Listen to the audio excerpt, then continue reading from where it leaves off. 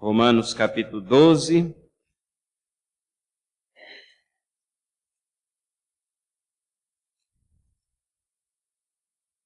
Nós vamos fazer a leitura conjunta dos versículos 3 até o versículo 8. Romanos capítulo 12. Leiamos conjuntamente os versículos 3 até o versículo 8.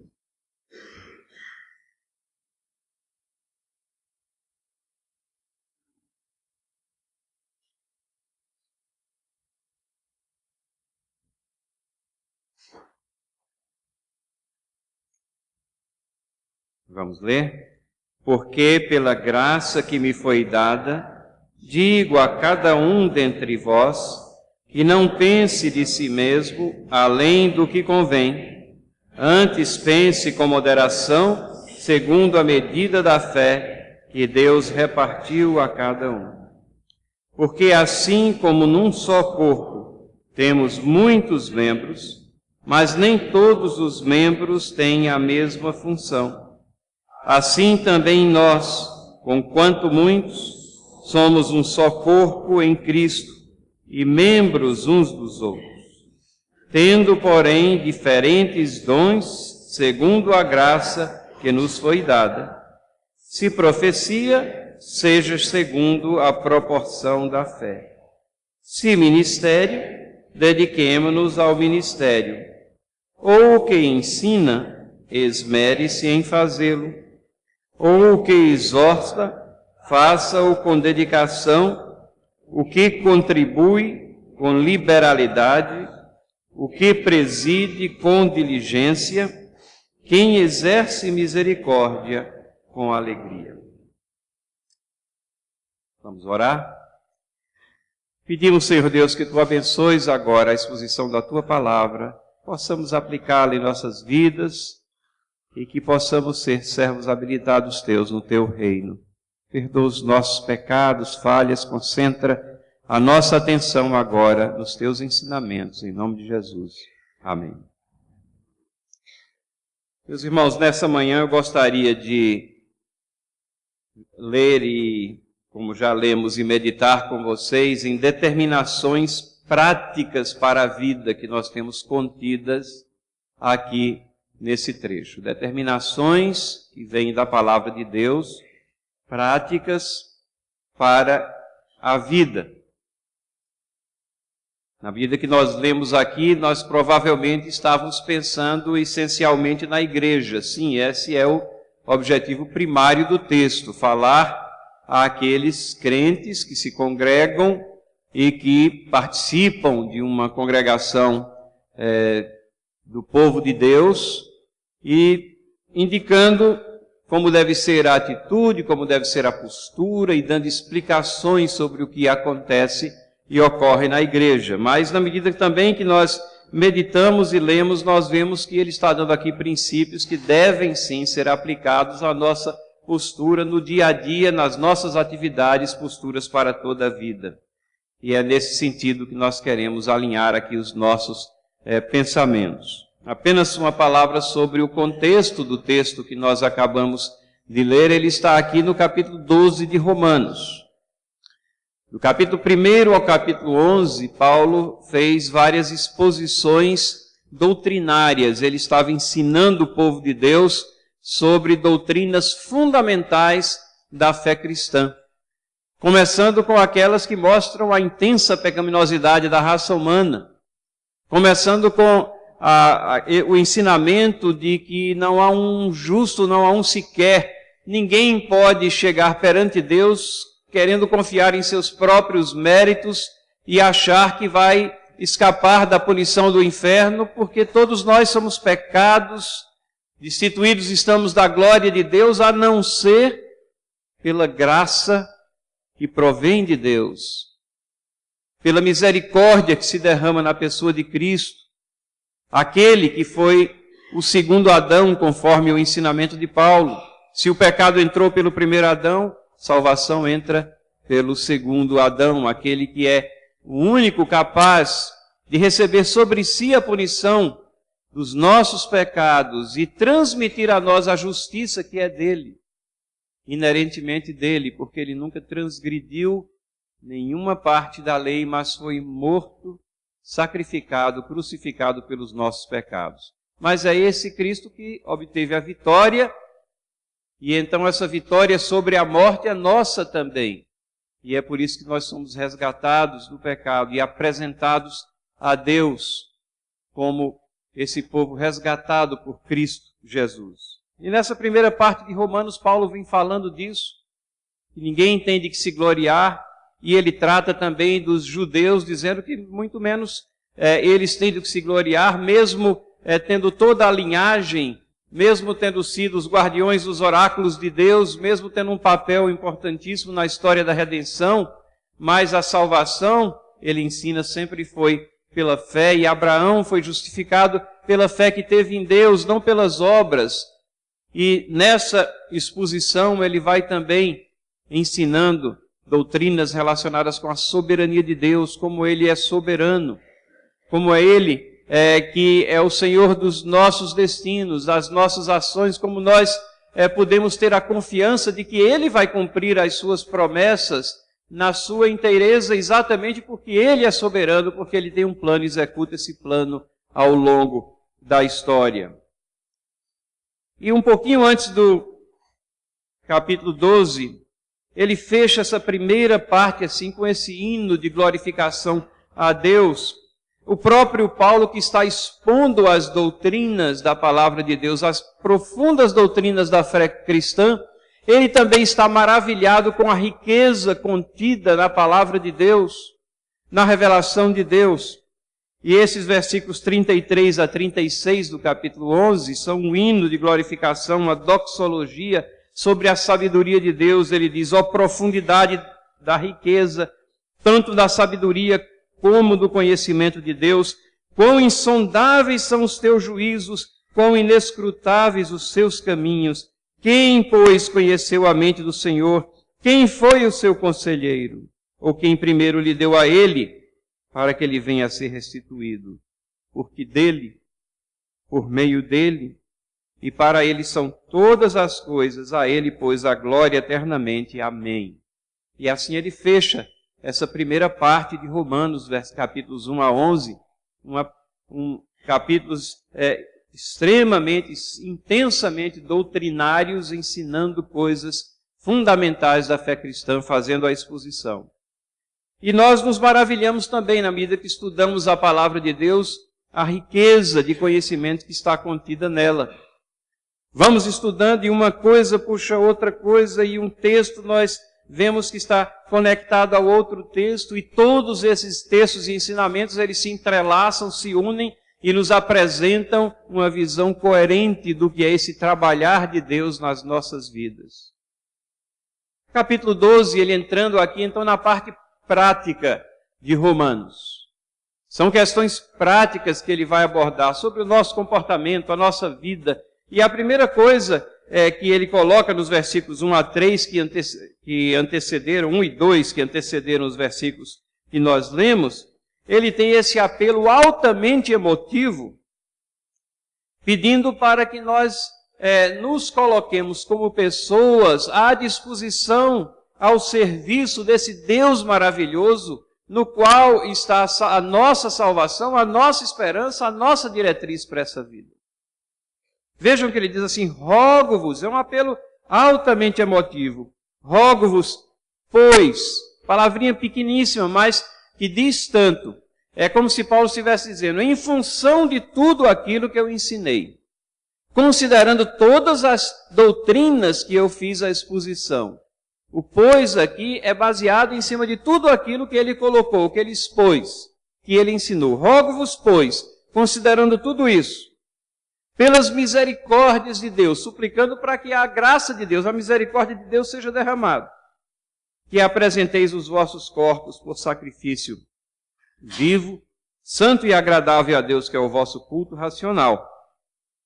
Qual é o sacrifício que Paulo está pedindo aqui? A apresentação da nossa pessoa em toda a sua inteireza, num culto que ele chama de racional, numa adoração que não é só emocional ou emotiva, mas é racional, que envolve todo o nosso ser, o nosso raciocínio. Nós estamos sintonizados com as coisas que Deus quer para nós quando nós estamos com a nossa mente aguçada, claramente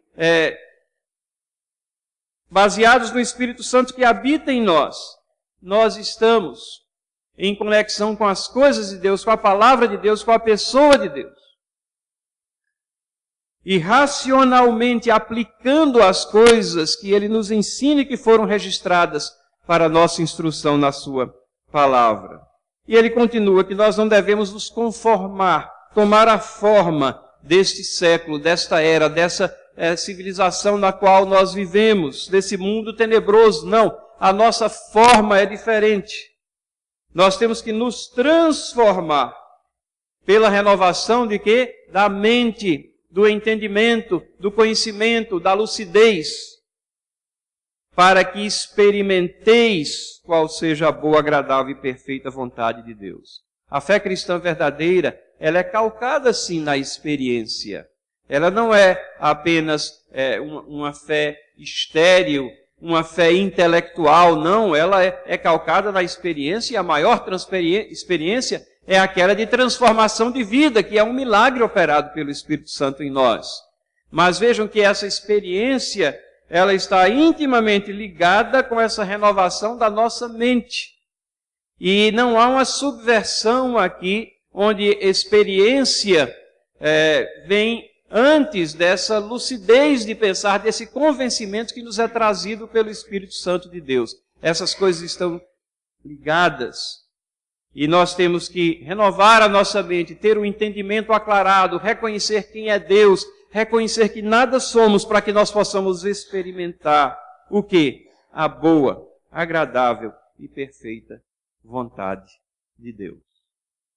E é isso que ele passa então a relatar aqui, nos versículos 3 a 8 que nós lemos. Qual é essa boa, agradável e perfeita vontade de Deus para nós? Inicialmente aqui falando do convívio entre irmãos na igreja, mas nós vamos ver que nós podemos ter uma amplitude maior. Vamos tentar entender então o texto que nós lemos. Diz assim: porque pela graça que me foi dada, e alguns comentaristas acham que Paulo aqui está substanciando a sua autoridade apostólica. A graça que ele fala não é somente a graça da salvação, mas a posição em que ele foi colocado de instrutor da igreja, aquele que tem a palavra e que está registrando aqui a palavra de Deus. Pela graça que me foi dada, nessa autoridade que me foi outorgada, digo a cada um dentre vós.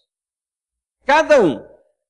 Paulo não está falando seletivamente, mas ele está falando individualmente a cada um a quem ele estava escrevendo inicialmente essa carta, aos romanos, mas sendo palavras inspiradas de Deus, estão aqui na nossa palavra de Deus. Essa instrução se aplica a cada crente, a cada um que integra o povo de Deus, e ele está dizendo que ele fala a cada um dentre nós. Vamos pensar dessa maneira. E o que é que ele fala? Que não pense de si mesmo além do que convém. Antes, pense com moderação, segundo a medida da fé que Deus repartiu a cada um. Paulo está instruindo que nós devemos ser humildes. Humildade é uma característica do cristão. Humildade é uma característica que deve ser nossa. A falta de humildade, o orgulho, a soberba, ela caracteriza aqueles que não têm o temor de Deus. Mas esse pecado, meus irmãos, é um pecado que está nos rondando em todo o tempo, em toda parte.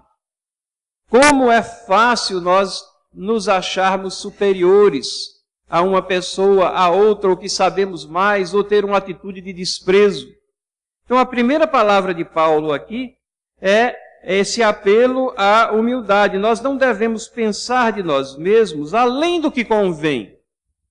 É como se ele estivesse dizendo, use o bom senso, né? Se nós somos de Deus, dependemos de Deus, recebemos tudo de Deus, não convém que nós, então, achemos que somos mais do que somos. Nós não devemos pensar de nós mesmos além do que convém. E aí ele adiciona, antes, pense com moderação, sejamos moderados no pensar. E aí ele explica, segundo a medida da fé que Deus repartiu a cada um. Essa frase é um pouquinho difícil, né? O que significaria essa medida da fé?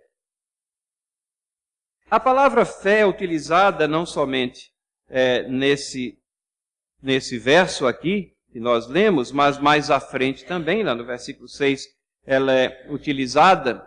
E o entendimento, e no contexto aqui, quando Paulo utiliza fé, ele está utilizando no sentido fé cristã. Como ele acabou de expor doutrinas cardeais da fé cristã, é como se ele estivesse dizendo que todo esse conhecimento, esse corpo de doutrinas, esses ensinamentos, isso constitui a nossa fé cristã. Ele não está falando aqui necessariamente do exercício da fé em Deus, na crença nas coisas que nós não vemos, mas temos a convicção pelo Espírito de que elas existem. A fé no nosso Deus, não, ele está falando no conjunto aqui na fé cristã. E ele está nos ensinando aqui que Deus repartiu a cada um alguns conhecimentos mais específicos, ou mais aprofundados, mais intensos, de forma individual. E ele vai desenvolver esse pensamento.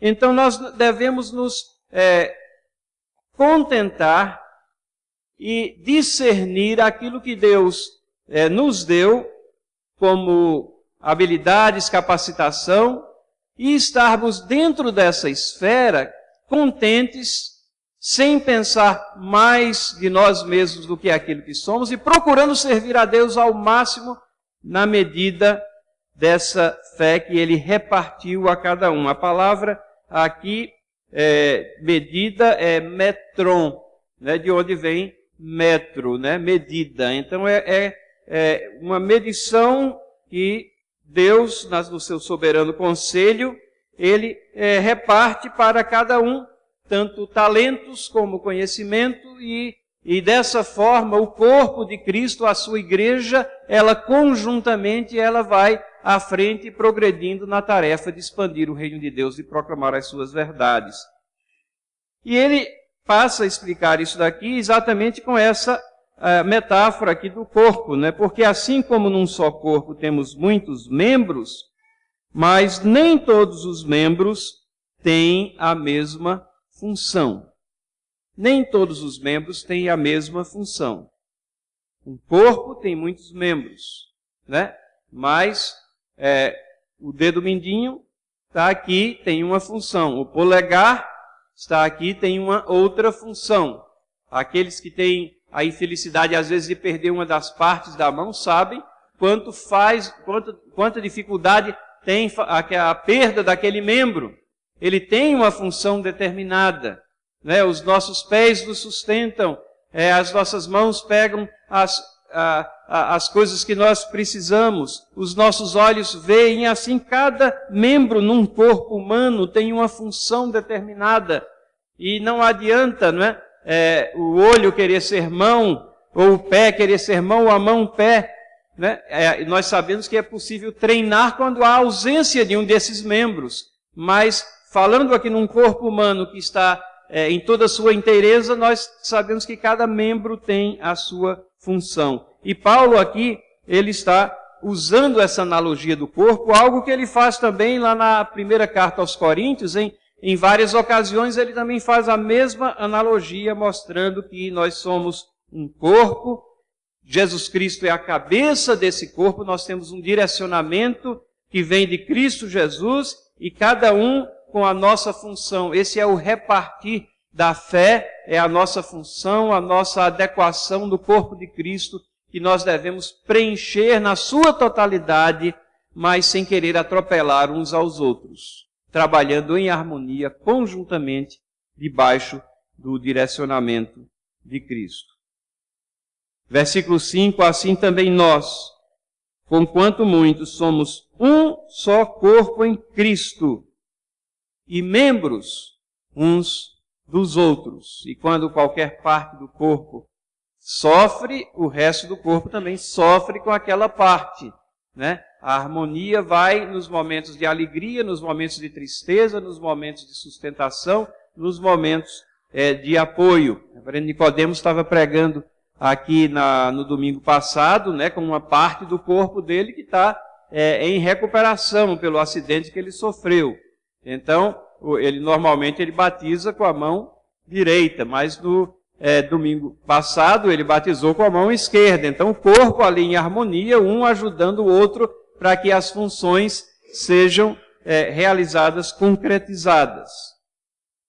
E aí, do versículo 6 ao versículo 8, ele passa a falar de dons. De dons. A palavra utilizada aqui para dons é carismata.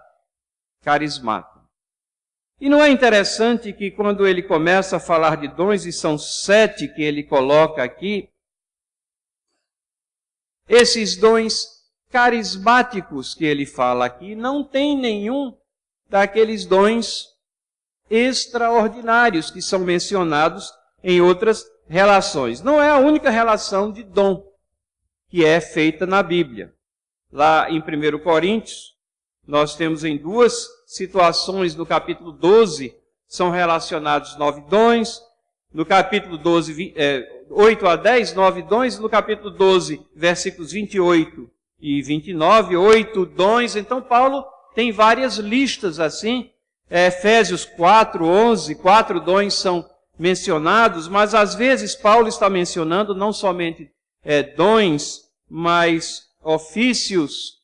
Mas aqui há uma relação, e na compreensão de Calvino, de João Calvino, Paulo está exatamente dando uma relação aqui de dons que estão permanentemente na igreja e que são perenes na igreja até os nossos tempos, enquanto que em outras relações que ele faz referência a dons que estavam em proeminência e utilizados ali na igreja primitiva, enquanto a nossa revelação completa não estava ainda terminada. A palavra de Deus estava ainda em escrita, onde a igreja primitiva estava se formando, onde Deus agiu de uma forma especial e muito especial naquela igreja para substanciar as raízes da propagação do Evangelho. Mas aqui nós temos 7 dons carismáticos, sim, e eles são dons que estão presentes hoje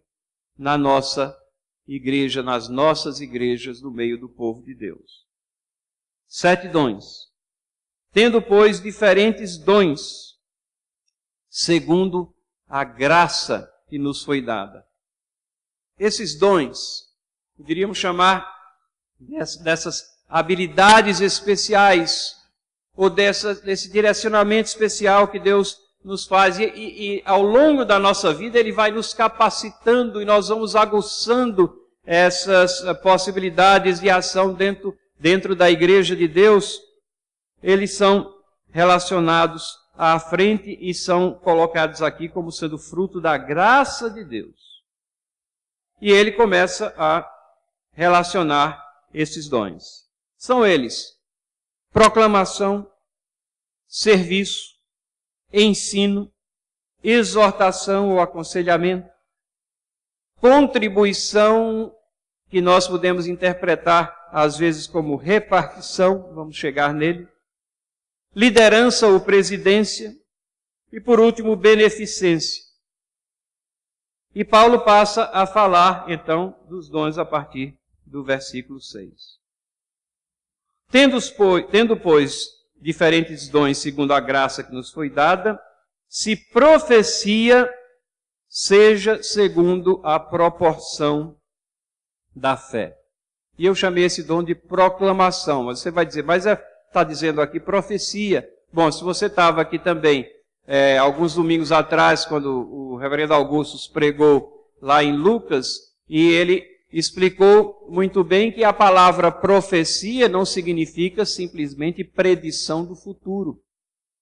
O elemento preditivo na profecia pode estar presente ou não, de acordo com o propósito de Deus. Ele certamente esteve presente muitas vezes, em muitas ocasiões no Antigo Testamento, mas às vezes não. O profeta era simplesmente aquele que alertava um rei que ele estava caminhando de uma maneira que desagradava a Deus e de que o castigo de Deus viria sobre ele. O profeta era aquele que trazia a palavra para o povo, que elucidava o entendimento das coisas de Deus. Profeta significa porta-voz, né? O porta-voz de Deus. Profecia, essencialmente, significa proclamação. Proclamação das coisas de Deus.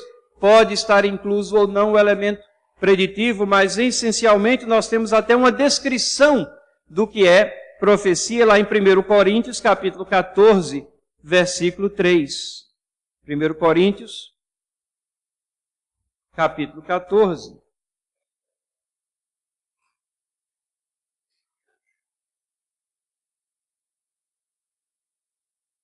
Mas o que profetiza fala aos homens, edificando, exortando, consolando.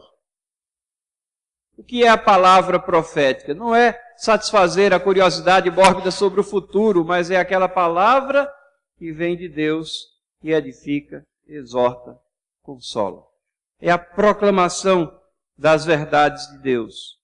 E aí, Paulo diz aqui que se alguém tem esse dom de profecia, de proclamação, seja segundo a proporção da fé. O que é que significaria isso? Lembram que fé, no contexto aqui, Paulo está falando de fé como corpo de doutrinas, como a fé cristã. E a palavra utilizada aqui, que é traduzida como proporção da fé, é a palavra grega analogia, de onde a gente tira a nossa palavra analogia. O que Paulo está dizendo é que a proclamação da palavra de Deus, ela deve ser harmônica com o corpo de doutrinas reveladas na fé cristã. Lembrem-se que ele acabou de expor doutrina após doutrina nos primeiros 11 capítulos aqui. E ele está dizendo que a proclamação da palavra não é somente alguém começar e dizer que está falando em nome de Deus, mas se ele se desviar das coisas que estão reveladas, e no nosso caso nós temos a revelação especial completa, que é a palavra de Deus, ela é o padrão pelo qual nós aferimos se a pessoa está falando de acordo com a analogia da fé, se ela está falando de acordo com as coisas reveladas, registradas para nossa instrução, se ela está habilmente expondo a palavra de Deus, ou se está trazendo apenas ensinamentos humanos, ou se está trazendo apenas peculiaridades e situações, como nós vivemos essa situação nos dias de hoje, que muitos se chamam evangélicos e que se colocam dentro desse círculo de igrejas evangélicas, mas os ensinamentos são os mais estranhos possíveis e não são extraídos da palavra de Deus. Eles não estão proclamando a palavra, profetizando nesse sentido, de acordo com a proporção da fé, de acordo com a analogia da fé. Eles estão introduzindo ideias meramente humanas. É isso que Paulo está nos ensinando aqui.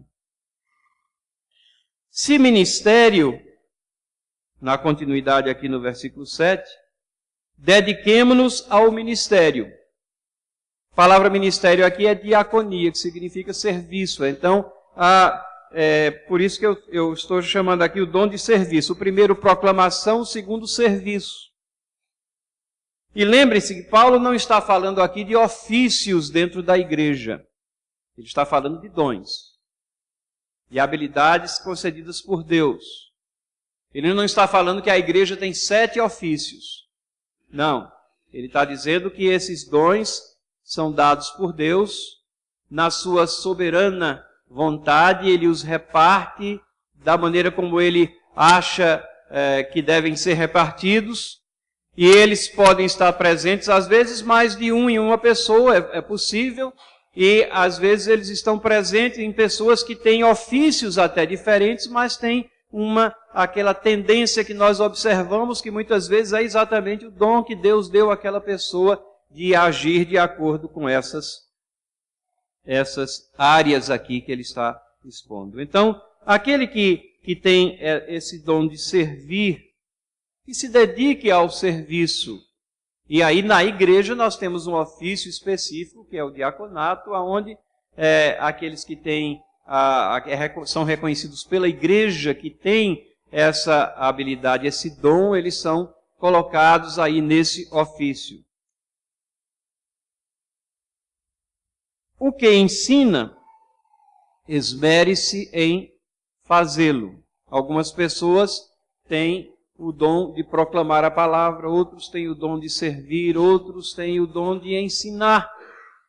O ensino é um pouco mais, não no sentido hierarquicamente falando, mas é um pouco diferente da proclamação. A proclamação é ensino. Nós vimos ensino para edificação, para exortação, para consolação. A proclamação ela é bem abrangente, né? O ensino é bem específico. O ensino é trabalhar sistematicamente a palavra de Deus, as doutrinas da palavra, para que haja transmissão e assimilação, para que haja o aprendizado.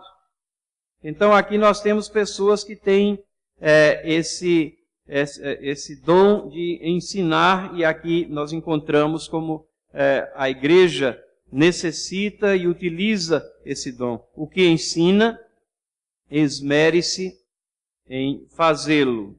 Nós vamos voltar um pouquinho a isso daqui mais à frente. Ou o que exorta, é o quarto aqui, o dom de exortação ou de aconselhamento, né?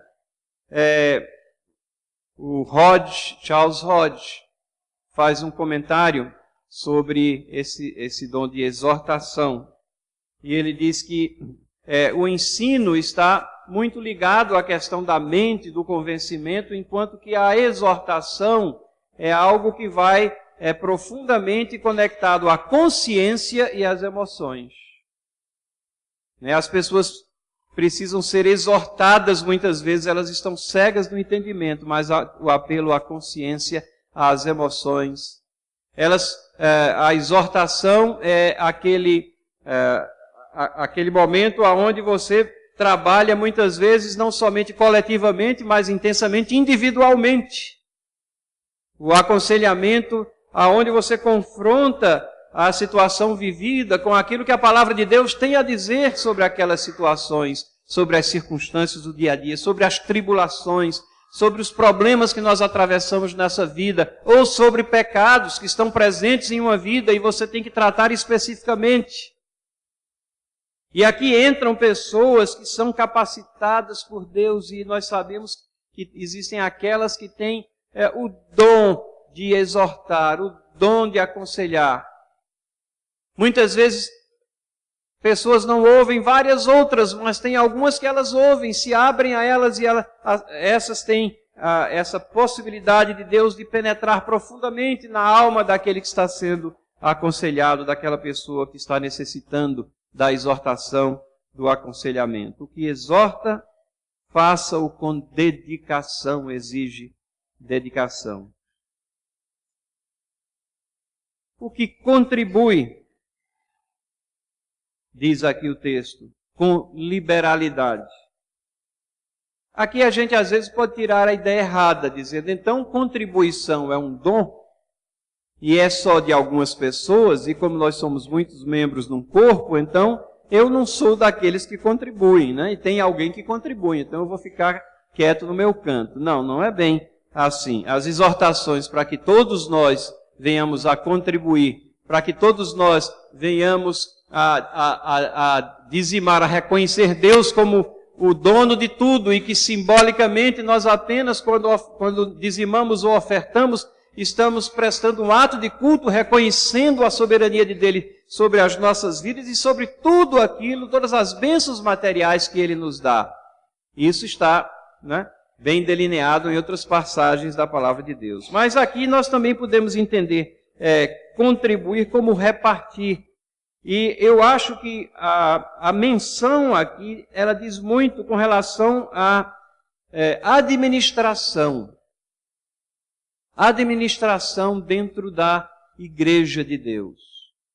Possivelmente aqui não está falando nem de contribuição a Deus, mas de contribuição a causas que são necessárias dentro do reino de Deus. E alguém tem a responsabilidade de administrar isso, e tem que fazer isso com liberalidade, não com mesquinhez. Porque no contexto ele está falando exatamente desses dons que estão presentes na igreja. Então nós podemos entender também aqui como o dom de administrar e fazer isso com liberalidade. O sexto fala de presidir, presidência ou liderança, o que preside com diligência. Aquele que tem uma posição de liderança, ele não pode cochilar nenhum momento. Ele não pode deixar coisas para depois. Porque se ele está numa posição de liderança, muitos estão dependendo das diretrizes que vão emanar de sua pessoa. E então ele tem que ter diligência e tem que estar sempre alerta, se desincumbindo dessas responsabilidades que lhes foram confiadas por Deus.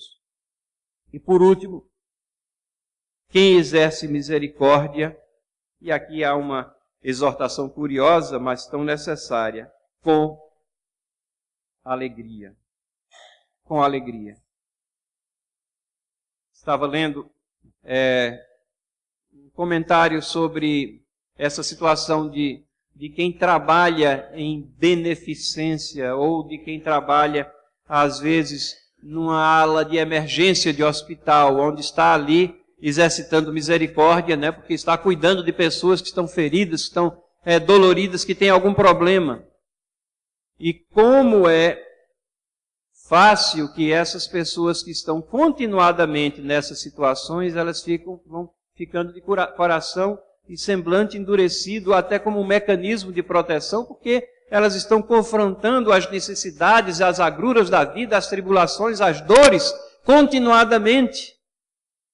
E isso termina refletindo ali no cuidado que está sendo dado. Ele está sendo realizado, mas quando não é com alegria, ele não tem a mesma eficácia do que teria se fosse feito com alegria.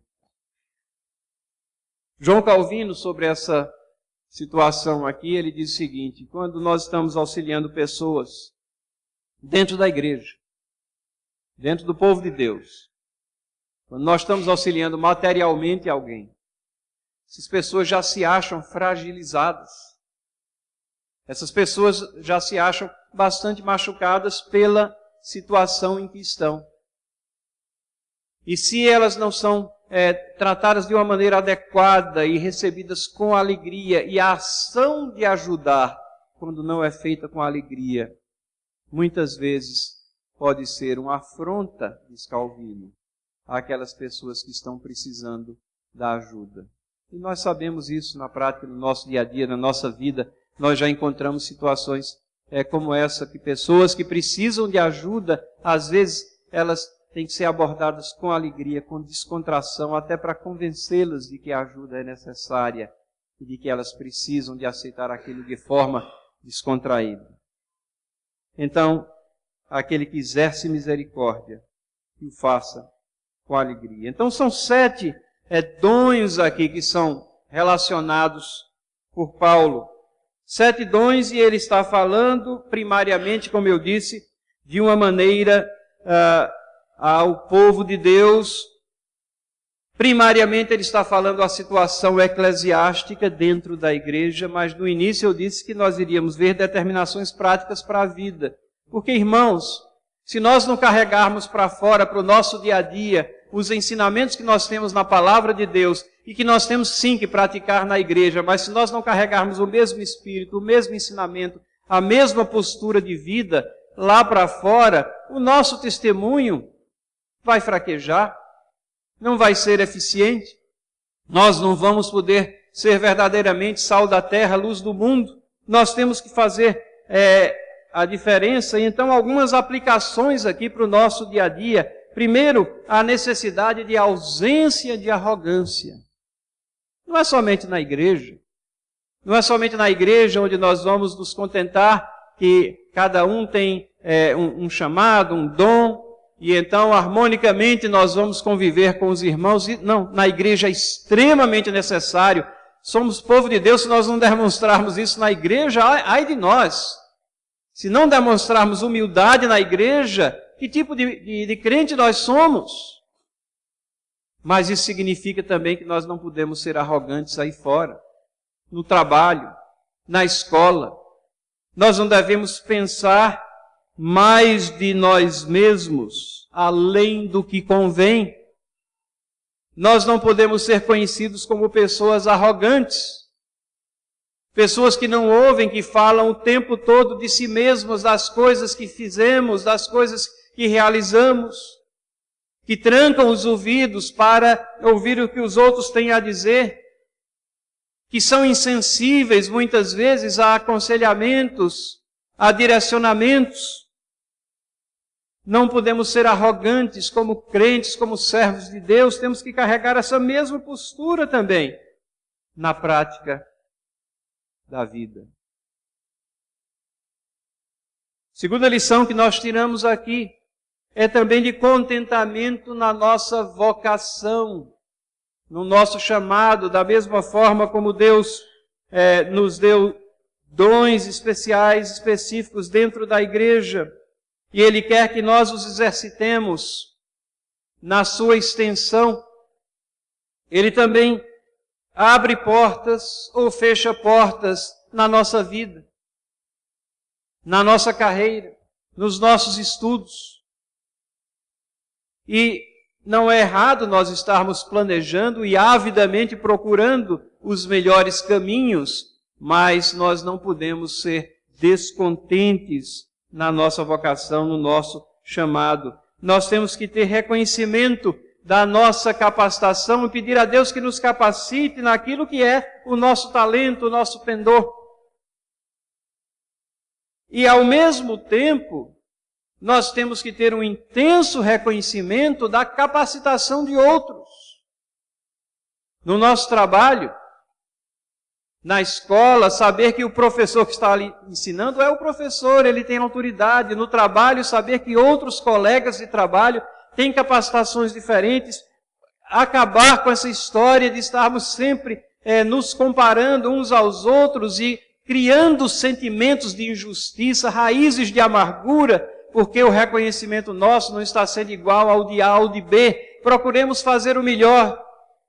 Confiemos em Deus, coloquemos o nosso caso perante o justo juiz. Demonstremos humildade, postura, cordata, harmonia nas nossas situações. É assim que seremos abençoados, é assim que a nossa luz vai brilhar, é assim que seremos reconhecidos como crentes, como cristãos.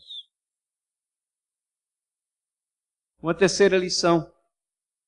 Competência no que fazemos.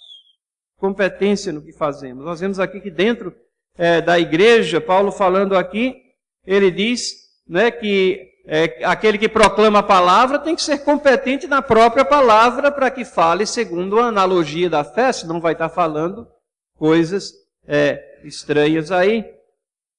A exortação tem que ser feita com dedicação.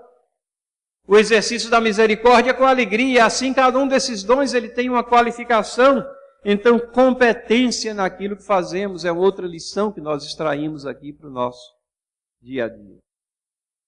Finalmente, uma última lição que eu queria colocar aqui, e que é tão falado hoje em dia, mas que é tão fácil de perder. Foco. Foco. Não dispersar as nossas atividades. E aqui eu pego como exemplo a questão do ensino, algo tão importante na vida da igreja. E nós lemos aqui, o que ensina, esmere-se em fazê-lo. O que ensina, esmere-se em fazê-lo. Mas é interessante que o tradutor, a nossa tradução, teve um pouco de interpretação aqui. Não está errada a interpretação. Mas lá no original o que diz é assim, o que ensina, ensine. Só isso. O que ensina, ensine. Aquele que foi capacitado por Deus para ensinar, aquele que recebe o dom de Deus ensinar, ensine. Tenha foco. Mantenha o foco nas suas habilidades, na sua capacitação.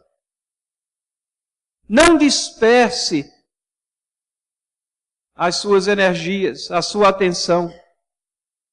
Não desperdice a sua vida, às vezes em questões que tiram o foco do caminho que você deve trilhar.